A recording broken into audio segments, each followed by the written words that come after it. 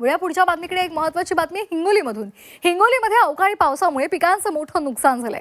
सरकारी परिसरामध्ये वादळी वाऱ्यासह जोरदार पाऊस झाला आणि त्यामुळे हळदीचं नुकसान झालंय। काढून ठेवलेली हळद होती ती पाण्यानं पूर्णपणे भिजून गेली आहे आणि त्यामुळे हळदीचे तुकडे पडलेले आहेत। याचा हळद उत्पादक शेतकऱ्यांना मोठा फटका बसलेला आहे। निसर्गानं काल 2 वाजता पाऊस झाला इकडं, चक्रीवादळ, गारा, पाणी। आता 12 महिन्याचं आमचं पिके साहेबचे खायचं आहे। दुसरं ते गेल्यावर आम्हाला दुसरं काय आता सांगा तुम्ही। एवढंच पीक आहे आम्हाला दुसरं।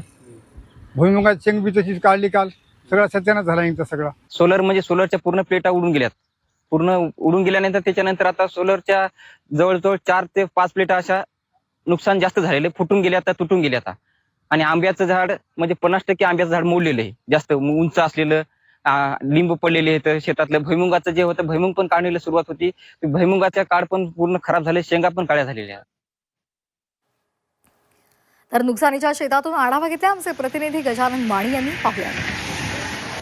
हिंगोली जिल्ह्यामध्ये रात्री वादळी वाऱ्यासह झालेल्या पावसामुळे त्याचा हळद उत्पादक शेतकऱ्यांना मोठा फटका बसल्याचं पाहायला मिळतंय। बघू शकता की मी सध्या हिंगोलीच्या सरकळी येथील एका शेतकऱ्याच्या शेतामध्ये आहे। बघताय की या ठिकाणी शेतकऱ्याने जी वाळा टाकलेली हळद होती, संपूर्ण हळद रात्री झालेल्या पावसामुळे भिजलेली आहे आणि संपूर्ण हळद उत्पादक शेतकऱ्यांचं मोठं नुकसान झालंय। मोठ्या कष्टाने ही हळद शेतकऱ्याने पिकवली होती, मोठ्या कष्टाने हिला उभं केलं होतं। मात्र आता ही हळद या ठिकाणी वाळा टाकली होती आणि काही दिवसांमध्ये ही हळद आता मार्केटमध्ये शेतकऱ्याला विकायची होती। मात्र त्या अगोदर या शेतकऱ्यांचं मोठं नुकसान झालंय। दुसऱ्या बाजूला बघताय की त्या ठिकाणी देखील शेतकऱ्याने त्या कापडाच्या खाली हळद आहे आणि या कापडाच्या वरून आपल्याला पाणीच पाणी पाहायला मिळते।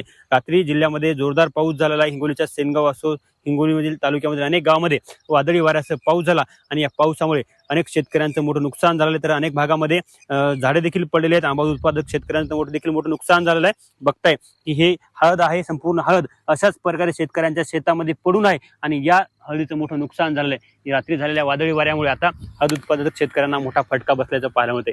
कॅमेरामन राजेश सोबत गजानन वाणी, जी 24 तास हिंगोली।